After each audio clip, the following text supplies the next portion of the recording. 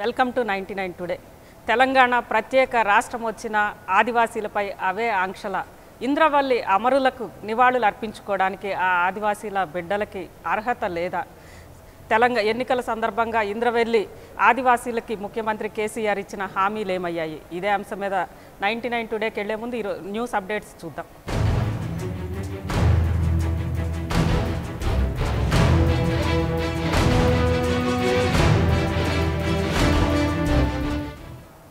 ఇక వార్తల్లోకి వస్తే పోలీస్ నిషేధాజ్ఞల మధ్య ఎట్టకేలకు ఇంద్రవెల్లి గిరిజన అమరవీరులకు గిరిజనులు నివాళులు అర్పించారు. ఇంద్రవెల్లి కాల్పుల ఘటనకు నేటితో 34 ఏళ్లు నిండడంతో సంస్మరణ సభకు ప్రభుత్వం ఎలాంటి అనుమతులు ఇవ్వలేదు. కేవలం 30 మంది గిరిజనులు మాత్రమే స్తూపం వద్దకు అనుమతిస్తామంటూ పోలీసులు నిషేధాజ్ఞలు విధించారు. దీంతో ఆదివాసీలు పెద్ద ఎత్తున అక్కడికి ర్యాలీగా తరలివచ్చారు. శాంతియుతంగా పూజలు నిర్వహిస్తామని హామీ ఇవ్వడంతో పోలీసులు అంగీకరించారు. సాంప్రదాయ నృత్యాలు చేస్తూ గిరిజనులు పూజలు నిర్వహించి అమరవీరులకు శ్రద్ధాంజలి ఘటించారు. ఈ కార్యక్రమంలో బోధ్ ఎమ్మెల్యే రాథోడ్ బాపురావు, ఆసిఫాబాద్ ఎమ్మెల్యే కోవా లక్ష్మితో పాటు పలువురు నేతలు పాల్గొన్నారు. భూమి భుక్తి విముక్తి కోసం జల్ జంగల్ జమీన్ కోసం చేసినటువంటి పోరాట ఫలితంగా ఇంతవరకు నిర్బంధంగా మేము నివాళులర్పించడానికి అవకాశం ఉండేది కాదు. ఈరోజు అవకాశం దొరికింది. పాక్షికంగానైనా ఈరోజు మా ఆదివాసీ అమరవీరులకి నివాళులర్పించడానికి అవకాశం దొరికింది. కృతజ్ఞతలే అయినప్పటికీ ఈరోజు ఆదివాసులు శాశ్వతమైనటువంటి హక్కులు సాధించాల్సినటువంటి అవసరం ఉంది. ఈరోజు భూమి భుక్తి విముక్తి కోసం మరో జలియన్ వాలాబాగ్గా పేరు వచ్చిన ఇంద్రవెల్లి నెత్తుటి గాయానికి సరిగ్గా 34 ఏళ్లు నిండాయి. హక్కుల కోసం పోరాటం చేసి అసువులు బాసిన అమరవీరుల స్తూపం దగ్గర నివాళులు అర్పించేందుకు గిరిజనులు సిద్ధం కాగా పోలీసులు అడ్డుకున్నారు. ప్రస్తుతం ఇంద్రవెల్లి ప్రాంతమంతా పోలీసుల పహారాలో ఉంది. దీంతో సర్కార్ వైఖరిపై ఆదివాసీలు మండిపడ్డారు.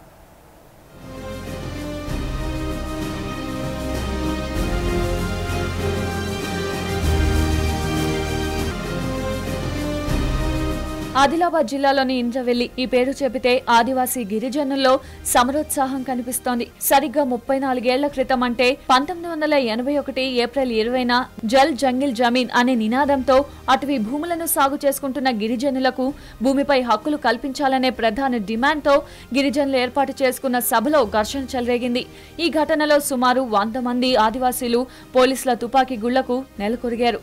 మరికొంతమందికి తీవ్ర గాయాలయ్యాయి. కాల్పుల్లో కేవలం 13 మంది మాత్రమే చనిపోయారని ప్రకటించింది ప్రభుత్వం. అంతేకాదు అప్పటి నుంచి ఇప్పటి వరకు బాధితులకు ప్రభుత్వం తరఫున ఎటువంటి సహాయం అందలేదు. మేము ఒకటే డిమాండ్ చేస్తున్నాము, చనిపోయినటువంటి వ్యక్తులకు ఏప్రిల్ 20 తారీఖునే మేము నివాళులు అర్పించడానికి మరి ఆదిమ గిరిజనులము రెడీ ఉన్నాం. కాబట్టి మరి ప్రభుత్వ పరంగా 144 సెక్షన్ ఏదైతుందో దానికి పూర్తి స్థాయిలో ఎత్తివేసి మరి కార్యక్రమం చేయడానికి అనుమతిస్తారని మేము ఆశిస్తా ఉన్నాం. 1981 ఏప్రిల్ 20న ఇంద్రవెల్లి ఘటన జరిగిన తరువాత 1982లో ఇంద్రవెల్లిలో పీపుల్స్ వార్ రైతు కూలీ సంఘం ఆధ్వర్యంలో గిరిజనుల అమరవీరుల స్తూపాన్ని నిర్మించగా 1986 వరకు ప్రతి సంవత్సరం ఇదే రోజున ఈ స్తూపం వద్ద గిరిజన అమరవీరుల సంస్మరణ సభను నిర్వహించుకొని శ్రద్ధాంజలి ఘటించేవారు. కానీ కొన్ని పరిణామాల అనంతరం 1989లో ఇక్కడ సంస్మరణ సభను నిర్వహించేందుకు ప్రభుత్వం అనుమతి నిరాకరించింది. దీంతో ఇప్పటికీ అక్కడ పోలీసుల నిషేధాజ్ఞలు కొనసాగుతూనే ఉన్నాయి. ఏదైతే ఇంద్రవెల్లో అమరులైన వారికి కూడా వారి కుటుంబాలకు కూడా ఉద్యోగం ఇవ్వాలి, మరి వారి కుటుంబాలను కూడా ఆదుకోవాల్సిన అవసరం మన తెలంగాణ ప్రభుత్వం పైన ఉంది. కాబట్టి ప్రభుత్వం తప్పనిసరిగా మాకు అనుమతి ఇవ్వాలి. అధికారికంగా జరపడానికి ప్రభుత్వం కృషి చేయాలని కూడా మేము డిమాండ్ చేస్తున్నాం. అయితే అప్పటి ఇంద్రవెల్లి ఘటనకు ఈ సంవత్సరానికి ఒక ప్రత్యేకత ఉంది. కాల్పులు జరిగిన రోజు సోమవారం కావడం, ఈసారి కూడా సోమవారమే ఆ రోజు కావడంతో ఎట్టి పరిస్థితుల్లో అమరవీరులకు నివాళులర్పించి తీరుతామని గిరిజనులు పేర్కొంటున్నారు. ఇప్పటికే ఇక్కడ పోలీసులు 144 సెక్షన్ విధించినట్లు పేర్కొనగా నివాళులు అర్పించేందుకు అవకాశం ఇవ్వాలని ఆదివాసీలు ప్రభుత్వాన్ని కోరుతున్నారు. తమ విజ్ఞప్తికి ప్రభుత్వం సానుకూలంగా స్పందించాలని ఆదివాసీలు ఆతృతగా ఎదురుచూస్తున్నారు.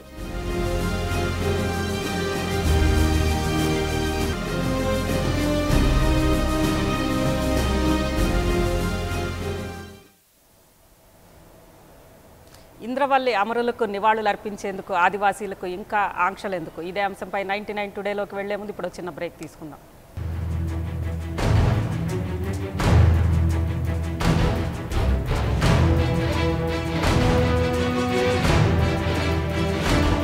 స్వరాష్ట్రం వచ్చిన ఆదివాసీలపై ఆంక్షలు ఎందుకు? ఇంద్రవెల్లి అమరులకు నివాళులు అర్పించుకోవడానికి సభకు కేసీఆర్ ఇచ్చిన హామీ ఏమైంది? ఇదే అంశంపై 99 టుడేలో మనతో మాట్లాడడానికి వరవరరావు గారు లైవ్లో ఉన్నారు. దానికి ముందుగా ఇంద్రవెల్లి అమరుల స్తూపానికి సంబంధించి అక్కడ జరిగిన సభ, ఆనాటి ఘటనకు సంబంధించి దాంతో సంబంధం ఉన్న 99 జర్నలిస్ట్ పాముల రామచంద్రరావు గారు లైవ్లో ఉన్నారు. పాముల గారు చెప్పండి, అసలు ఆ రోజు ఏం జరిగింది 1981లో?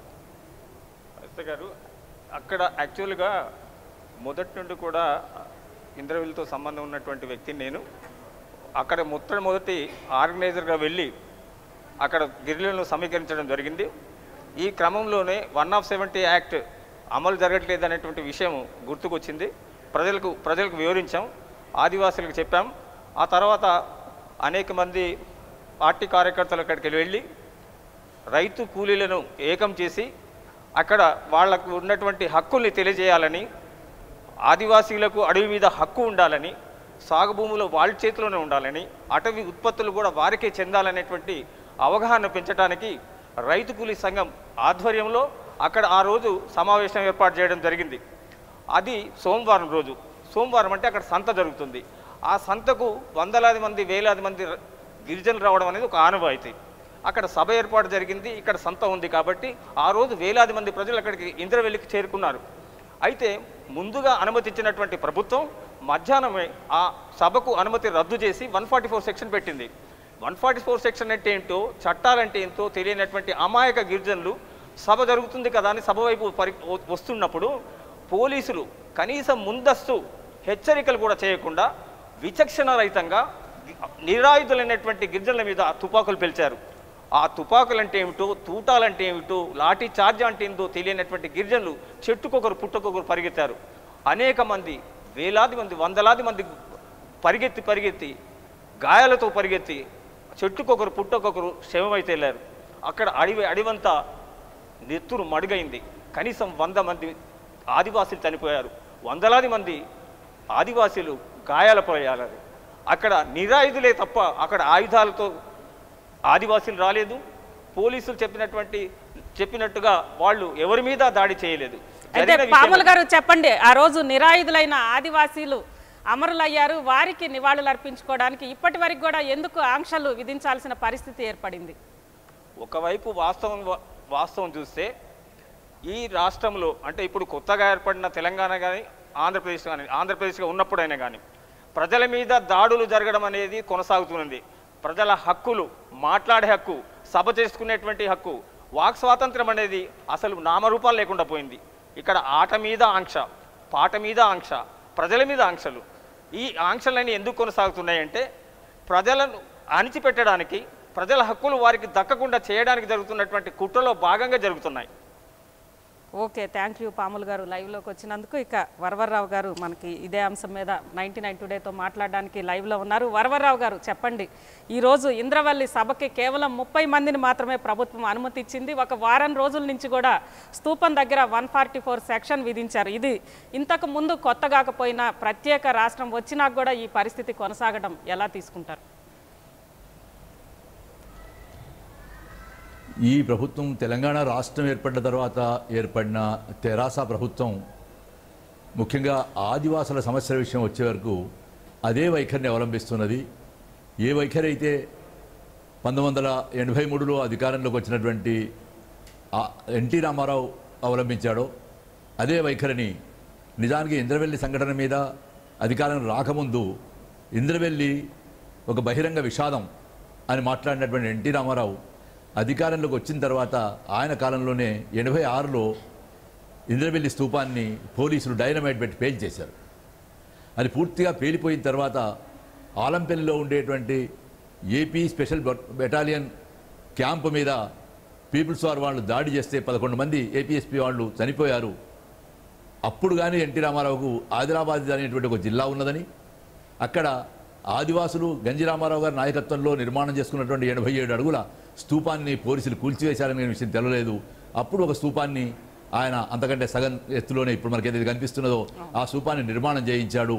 కానీ అది వాళ్ళు నిర్మాణం చేసుకున్న స్తూపంగా లేకుండా పోయింది. ఇంకా అక్కడి నుంచి చూస్తే వాస్తవానికి 81లో ఏప్రిల్ 20 నాడు ఈ సంఘటన జరిగిన దగ్గర నుంచి 85 దాకా వరుసగా మేము ప్రయత్నాలు చేస్తూ ఉండడం అక్కడ సంస్మరణ సభ జరుపుకోవడానికి పోలీసులు ఆంక్షలు పెట్టడం జరుగుతూనే వచ్చింది.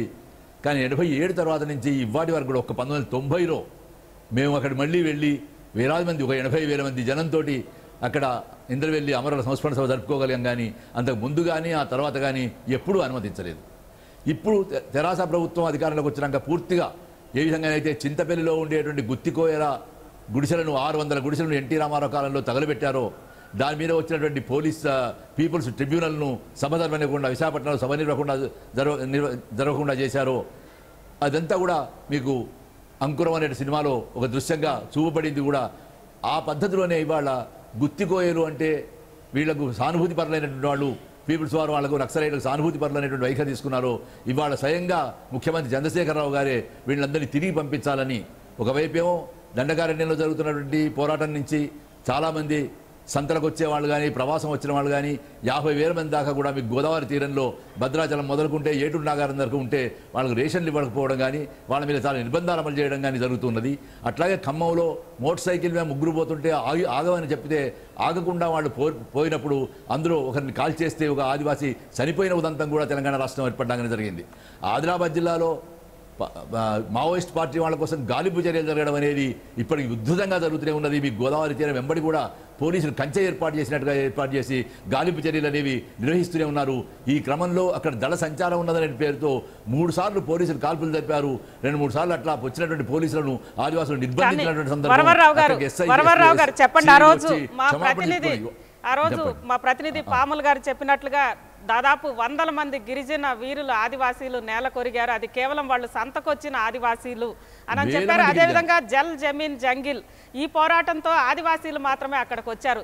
కానీ ప్రభుత్వం ఎందుకు అప్పటి నుంచి కూడా ఆంక్షలు విధిస్తూ వచ్చింది? అవును, ఆనాడు వేల మంది అంటే ఆదిలాబాద్ గిరిజన రైతు కూలీ సంఘం నాయకత్వంలో జిల్లా రైతు కూలీ సంఘం గిరిజన రైతు కూలీ సంఘం మహాసభలను తలపెట్టారు. ఆ తలపెట్టినటువంటి సభల యొక్క డిమాండ్లు ఏమిటంటే ఆదిలాబాద్ జిల్లాలో చాలా సస్యశ్యామలమైనటువంటి రేగడి నేలలు ఉంటాయి. వాళ్ళు అక్కడ పత్తి పండిస్తారు, మిర్చి పండిస్తారు. ఈ పంటలకు గిట్టుబాటు ధరలు కావాలనేది ఒక డిమాండ్. లోతట్టు అడవిలో ఉండేటువంటి అడవులలో పోడు చేసుకునేటువంటి వ్యవసాయంలో తాము ఏ భూములను అయితే పోడు చేసుకున్నారో దాని పట్టాలు ఇవ్వాలనేటువంటి ఒక డిమాండ్.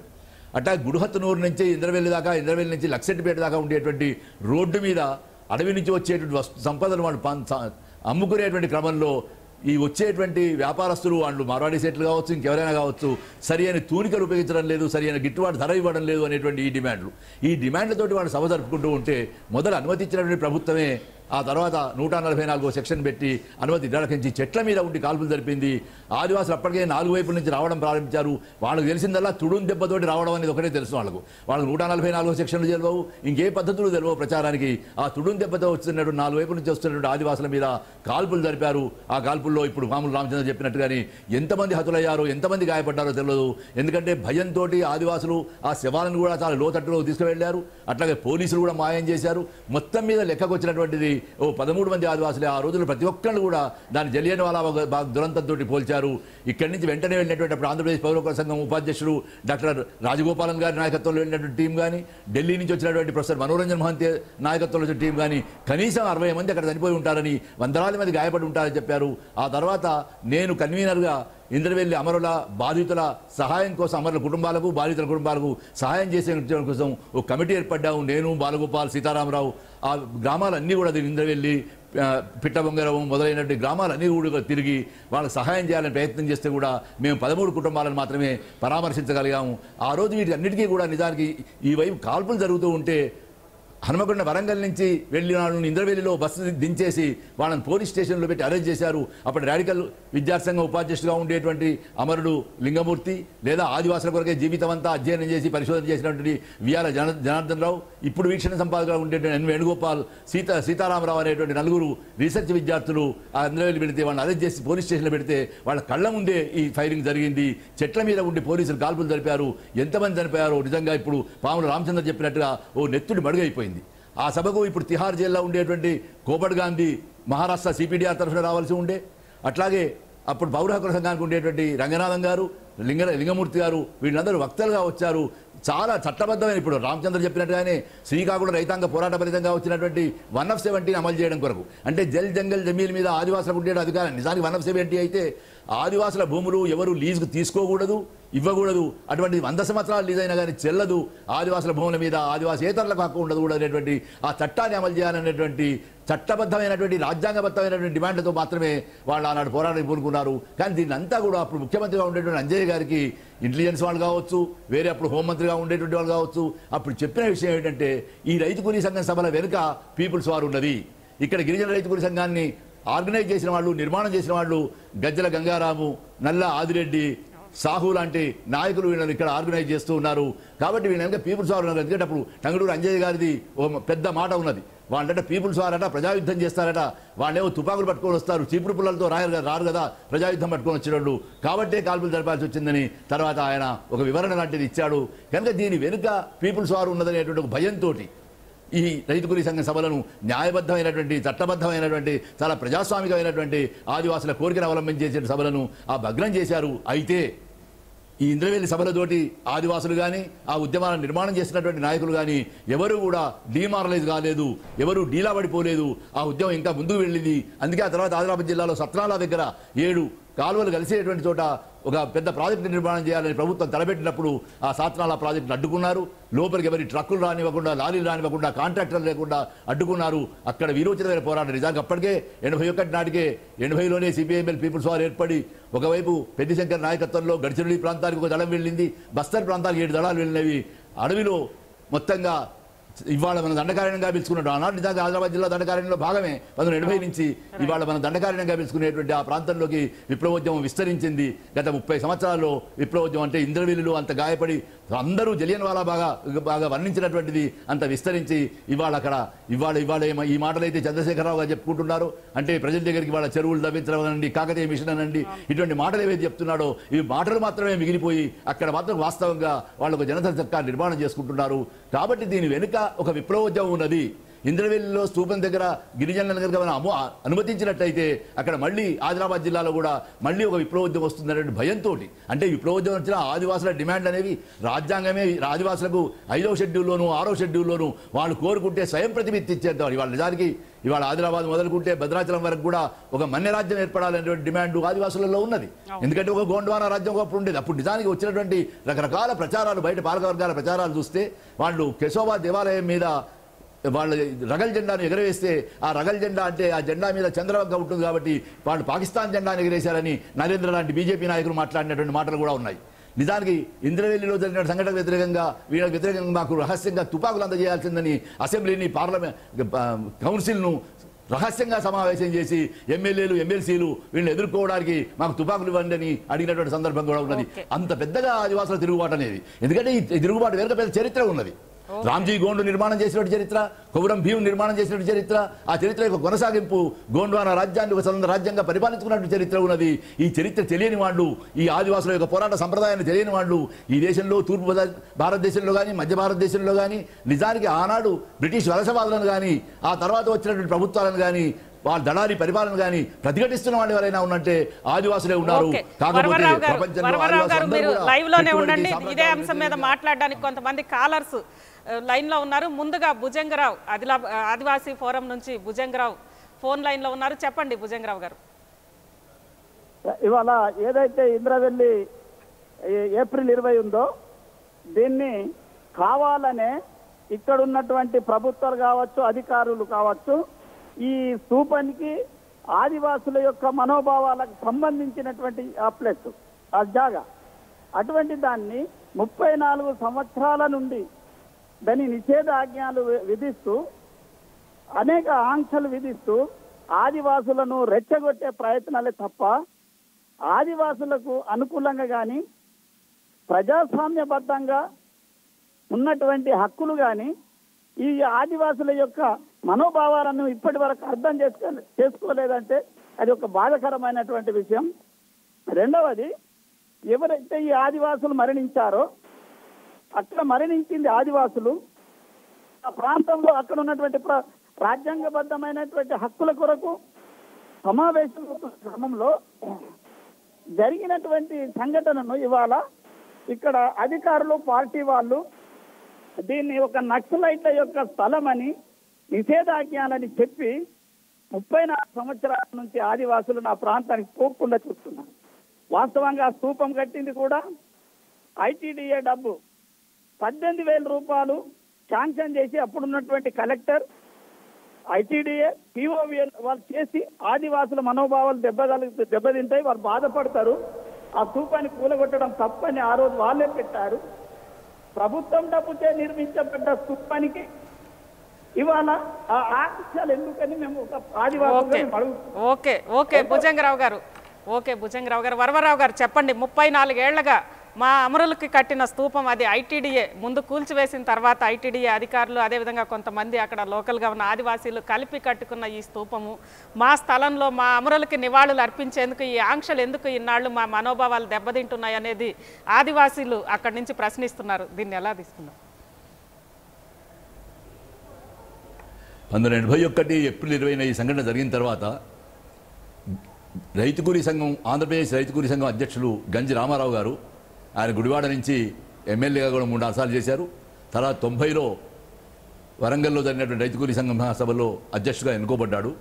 ఈ గంజి రామారావు గారు 81 ఏప్రిల్ 20న ఈ సంఘటన జరిగిన తర్వాత స్వయంగా చైనాకు వెళ్ళి అక్కడ ఉండేటువంటి తీన్మేన్ స్క్వేర్ను చూసి అక్కడ ఉండేటువంటి అమరుల స్తూపం చాలా ఎత్తైనటువంటి స్తూపం వంటి స్తూపాన్ని నిర్మాణం చేయాలని దాని మీద అధ్యయనం చేసి వచ్చి ఇవాళ ఇంద్రవెల్లి ఎక్కడైతే స్తూప నిర్మాణం జరిగిందో అక్కడ స్థలాన్ని కొని తన పేరు మీద పట్టా చేసుకొని ఆ దగ్గరనే ఒక రేకుల షెడ్ వేసుకొని 2 సంవత్సరాలు ఉండి 1 సంవత్సరం అంతా ఉండి అక్కడ స్తూప నిర్మాణం చేశాడు. ఈ క్రమంలో ఆదిలాబాద్, కరీంనగర్, నిజామాబాద్ ప్రాంతాల్లో జరిగినటువంటి పోరాటాలలో కూడా రైతు కూలీల పోరాటాలు కూడా పాల్గొని ఆయన ఎన్నో సందర్భాల్లో జైలు కూడా పోయాడు. అప్పటికే ఆయన చాలా వృద్ధుడు కూడా. అట్లా నిర్మాణం చేసినటువంటి ఆ స్తూపాన్ని 87 అడుగుల స్తూపాన్ని నేను ఇంతకుముందు చెప్పినట్టుగా 86 మార్చి 19వ తేదీన పోలీసులు డైనమైట్ పెట్టి పేల్చివేసిన తర్వాత అప్పుడు అధికారంలో ఉండేటువంటి ఎన్టీ రామారావు దీని గురించి ఆశ్చర్యపోయి ఏం జరిగింది అనే మాట తెలిసి అప్పుడు మళ్ళీ ఇవాళ మనం చూస్తున్న నిర్మాణం ఏదైతే ఉన్నదో బహుశా అది భుజంగరావు గారు చెప్పినట్టుగా ఐటీడీఏ డబ్బుతోటి నిర్మాణం చేసుకున్నది. అయితే ఏదైనా అది 81లో నిర్మాణమైనటువంటి స్తూపమైనా లేదా 86లో తిరిగి నిర్మాణం చేయబడ్డ స్తూపమైనా అది తప్పకుండా ఆదివాసుల డబ్బే అవుతుంది. ఐటీడీఏ అనేటువంటి మాట మనం వాడినప్పటికీ కూడా ఐటీడీఏ డబ్బు అయినా ఏ డబ్బు అయినా మొత్తంగా అది ఆదివాసుల డబ్బు, ఆదివాసుల చెమట, ఆదివాసుల రక్తంతో వచ్చినటువంటి డబ్బు కనుక అది ఎవరు నిర్మాణం చేసినా ఇవాళ ఆయా ప్రభుత్వాలు అక్కడక్కడ చేస్తున్న అమరుల స్తూపాలు అన్నీ కూడా అది ప్రజల డబ్బు, ప్రజల నత్తురు, ప్రజల చెమట, ప్రజల పన్ను. కాబట్టి ఎక్కడ ఏ నిర్మాణం జరుగుతున్నా కానీ, భారీ ప్రాజెక్టుల నిర్మాణం జరుగుతున్నా కానీ, అమరవీరుల స్తూపాల నిర్మాణం జరుగుతున్నా కానీ అసలు దేశ సంపద అనేది దేశంలో జరిగే నిర్మాణాలన్నీ కూడా అవి ప్రజలవే అవుతాయి.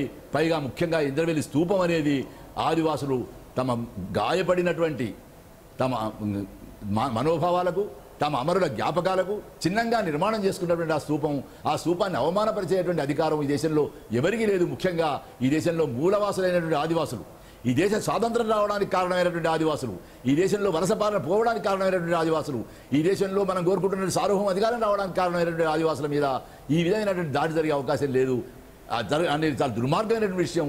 ఈ దుర్మార్గాన్ని ఆయా ప్రభుత్వాలు 81 నుంచి వాడి వరకు వస్తున్న ప్రభుత్వాలన్నీ మనదైన తెలంగాణ రాష్ట్రం ఏర్పడిన తర్వాత కూడా అంటే స్వయం ప్రతిపత్తి గురించి చెప్పుకుంటూ, స్వయం పాలన గురించి చెప్పుకుంటూ, ఆదర్శంగా సమ్మక్క సారలక్కలు మొదలుకొని కొమరం భీం వరకు కూడా ఆదర్శంగా చెప్పుకుంటూ వీళ్ళందరూ మా ఊళ్ళో మా రాజ్యం కోసం పోరాడిన వాళ్ళని, లేదా సమ్మక్క సారలక్కలు సామ్రాజ్యవాదానికి అక్కడ ఉండేటువంటి కాకతీయ సామ్రాజ్యానికి వ్యతిరేకంగా పోరాడిన వాళ్ళని, ఆత్మగౌరవం కోసం పోరాడిన వాళ్ళని కొమరం భీం అయితే నిజానికి ఇవాళ స్వయం పాలన అనే మాటకు ప్రారంభం ఎక్కడైందంటే కొమరం భీం దగ్గర అయింది. 1940లో ఆయన చేసిన పోరాటం మా 12 ఊళ్ళల్లో మా రాజ్యాన్ని మేము స్థాపించుకుంటామని పోరాడినటువంటి వాడు కొమరం భీం. అంతకంటే పూర్వం గోండవాన రాజ్యాన్ని బ్రిటిష్ సామ్రాజ్యాలకు వ్యతిరేకంగా పోరాడినటువంటి వాడు రామ్జీ గోండు. ఆయన నిర్మల్లో ఉండేటువంటి మర్రి చెట్టుకు ఆయనను ఆయన సహచరులను వేలాడదీసి ఉరిదీశారు. అట్లాగే కొమరం భీమును ఆయన సహచరులను 11 మందిని జోడెన్ ఘాట్ దగ్గర చంపివేశారు. ఇవన్నీ చరిత్రలో ఉండేటువంటి భాగాలే. అంటే స్వతంత్రం కోసం, స్వయం పాలన కోసం పోరాటం చేసినటువంటి ఆదివాసులను, జల్ జంగల్ జమీన్ మీద అధికారం చేసినటువంటి ఆదివాసులను చంపడం అనేది వలస పాలన నుంచి వాటి పాలన వరకు కూడా ప్రభుత్వాలు ఏమైనా కావచ్చు, ఏ మార్పుతోడైన ప్రభుత్వాలు రావచ్చు, కానీ అవి కొనసాగిస్తూనే ఉన్నవి. ఒకవైపు ఏమో ఈ అన్ని పోరాటాల గుర్తింపుగానే రాజ్యాంగంలో 5వ షెడ్యూలు 6వ షెడ్యూల్ వచ్చింది. వాళ్ళు కోరుకుంటే వాళ్ళ రాజ్యాలు ఏర్పాటు చేసుకోవడానికి వీలుగా ఈశాన్య రాష్ట్రాలు అట్లా ఏర్పడినటువంటి రాష్ట్రాలే, ఛత్తీస్గఢ్ అట్లా ఏర్పడినటువంటి, జార్ఖండ్ అట్లాగే ఏర్పడినటువంటి ఆ విధంగా రాష్ట్రాలు ఏర్పాటు చేసుకునే అధికారం ఉన్నది చెప్తూ జల్ జంగల్ జమీన్ మీద వాళ్ళకి అధికారం ఇస్తున్నట్టుగా రాజ్యాంగం చెప్పు 170 మొదలుకొని పేషావర్కి వచ్చినటువంటి చట్టాలన్నీ కూడా ఈ చట్టాలు వచ్చి ఇవాళ అయితే భూ అధికరణ అధికార గ్రహణ చట్టం ఏదైతే ఉన్నదో ఈ చట్టం ద్వారా ల్యాండ్ ఎక్విజిషన్ అనేటువంటి బిల్లు ఇవాళ రాజ్యసభలో ఆగిపోయి ఇవాళ ఆర్డినెన్స్ రూపంలో వచ్చిందో రేపు మళ్ళీ పార్లమెంట్ సమావేశం అయితే ఏదైతే బిల్లు కాబోతున్నదో అది 124 సంవత్సరాల క్రితం దేశంలో ఉండేటువంటి అడవినంతా కూడా వలస పాలకులు ఆక్రమించుకోవడానికి బిల్లు చేసిందో అటువంటి బిల్లును మళ్ళీ వాళ్ళ మోడీ ప్రభుత్వం తెస్తూ ఉన్నది. దీనికి వ్యతిరేకంగా కూడా ఇవాళ తూర్పు మధ్య భారతాల్లో ఉండేటువంటి ఆదివాసులు వీరోచితమైనటువంటి పోరాటం చేస్తున్నారు, ప్రతిఘటిస్తున్నారు. ప్రాణాలొడ్డి వందలాది మంది ప్రాణాలొడ్డి దాన్ని ప్రతిఘటిస్తున్నారు. ఇవాళ దానికి ముఖ్యంగా మధ్య భారతంలో ఛత్తీస్గఢ్ ప్రాంతంలో దానికి మావోయిస్ట్ పార్టీ నాయకత్వం వహిస్తున్నది.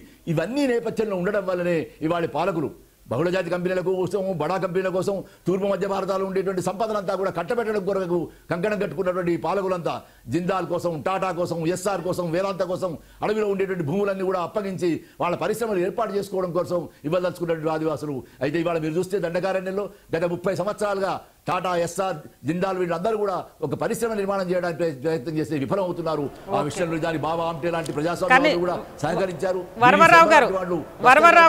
సహకరించాడు. ఈ నేపథ్యం వరవరావు గారు చెప్పండి, ఎన్నికల ప్రచారం సందర్భంగా అంతకుముందు తెలంగాణ ఉద్యమం సందర్భంగా ఇంద్రవెల్లి వెళ్ళిన ప్రస్తుత ముఖ్యమంత్రి కేసీఆర్ గారు మన అమరవీరుల కోసం మనం కేవలం ఒక సభ కూడా ఏర్పాటు చేసుకోలేమా, ఈ పరిస్థితి తెలంగాణ రాష్ట్రం వస్తే ఖచ్చితంగా మనం సభలు పెట్టుకుందాం, ఘనంగా నివాళులు అర్పిద్దామని అక్కడ హామీ ఇచ్చొచ్చారు. ఈరోజు ఆ హామీని విస్మరించారు. దీన్ని ఎలా తీసుకుందాం? ఈ ఒక్క విషయంలోనే కదా ఆయన తెలంగాణ విషయంలో చేసినటువంటి హామీలన్నింటినీ కూడా విస్మరించడం మాత్రం కాదు, ఆయన హామీలు చేసేటప్పుడే ఆయన అనుసరించదలుచుకున్నటువంటి నీతి ఓడదాటేదాకా ఓడమల్లయ్య, ఓడదాటినాక బోడమల్లయ్య అనేటువంటి నీతిని ఆయన అవలంబిస్తున్నాడు. ముఖ్యంగా ఆదివాసుల విషయంలో ఇంతకుముందు చెప్పినట్టుగా ఆదివాసుల విషయంలో మొత్తంగానే ఆదివాసులందరినీ అక్కడ ఎళ్ళగొట్టి ఆయన ఆయన ఉద్దేశం అంతా కూడా ఈ అడవినంతా కూడా పెద్ద పెద్ద కంపెనీలకు అప్పగించేటువంటి ఉద్దేశం ఉన్నది. కాబట్టి వీటిలందరినీ కూడా ఆదివాసుల విషయంలో ఆయన అనుసరిస్తూ ఆదిలాబాద్ జిల్లాలో ముఖ్యంగా లేదా ఖమ్మం జిల్లాలోనైతే విస్తృతంగా వేలాది మందిని అరెస్ట్ చేసే నేపథ్యం ఉన్నది. ఇవాళ వాళ్ళని అనుమతించకపోవడం కూడా జోడెఘాట్కు వెళ్ళి కోరం భీముకు నిహాలు అర్పించడం లేదా వాళ్ళ పేరు మీద భవనాలు నిర్మాణం చేయడం ఒక ఎత్తు. కానీ ఆదివాసుల మౌలికమైనటువంటి హక్కులు ఏవైతే ఉన్నాయో, భూమి మీద ఉండేటువంటి హక్కులు ఏవైతే ఉన్నాయో ఆ హక్కులను గుర్తించే విషయంలో మాత్రం ఇతర ప్రభుత్వాలకు ఈ ప్రభుత్వానికి ఏమీ తేడా లేదు. కేసీఆర్ ప్రభుత్వం అన్ని విధాలు కూడా తెలుగుదేశం ప్రభుత్వం ఏ విధానాన్ని అయితే అవలంబించిందో ఆ విధానాన్నే అవలంబిస్తున్నదని ఒక్క ఈ విషయంలో ఇవాళ ఓపెన్ కాస్ట్ల విషయంలోనే కావచ్చు, లేదా ఇదే ఆదిలాబాద్ అడవుల్లో ప్రాజెక్టులు తెచ్చేటువంటి విషయంలో కావచ్చు, ప్రాణహిత మీద ప్రాజెక్టు విషయంలో కావచ్చు, కుంతాల ప్రాజెక్టు విషయంలో కావచ్చు, ఏ విషయంలో తీసుకున్నప్పుడు కూడా లేదా పులుల అభయారణ్యం విషయంలో కానీ ఆదివాసుల కోరికలకు వ్యతిరేకంగా ముఖ్యంగా గోండు ప్రజానీకం రోడ్డున పడేటువంటి బజార్న పడేటువంటి వాళ్ళు పూర్తిగా ఆదివాసులు అడవి నుంచి నిర్మూలనమయ్యేటువంటి పద్ధతినే విస్థాపన అయ్యేటువంటి పద్ధతిని ఇవాళ చంద్రశేఖరరావు ప్రభుత్వం అనుసరిస్తూ ఉన్నది. ఓకే, థ్యాంక్ యూ వరవరావు గారు లైవ్లోకి వచ్చినందుకు. మొత్తం మీద ఈరోజు తెలంగాణ రాష్ట్రం వచ్చినప్పటికి కూడా ఆదివాసీల్ని అడవి నుంచి తరిమివేసే దిశగా అడవులను బహుళజాతి కంపెనీలకి మైనింగ్ కోసం అప్పగించే దిశగానే పాలన కొనసాగుతుంది. గత పాలకుల విధానాలనే కేసీఆర్ కొనసాగిస్తున్నారు. దీనికి సాక్ష్యమే ఈరోజు ఇంద్రవల్లిలో అమరులకు నివాళులు అర్పించుకోవడానికి ఆ అమరుల బిడ్డలైన ఆదివాసీలకి అవకాశం ఇవ్వకపోవడం, వారం రోజుల నుంచి పోలీస్ పహారాల మధ్య ఇంద్రవల్లి స్తూపం అక్కడ మొత్తం ఇంద్రవల్లి గ్రామాలన్నీ కూడా ఇంద్రవల్లి చుట్టుపక్కల ఉన్న గ్రామాలన్నీ కూడా పోలీసు పహారాలో ఉండడం అనేది వరవరావు గారు అంటున్నారు. ఇది ఈరోజు 99 టుడే. రేపు మరో అంశం మీద 99 టుడేలో మళ్ళీ కలుసుకుందాం. Stay tune to us.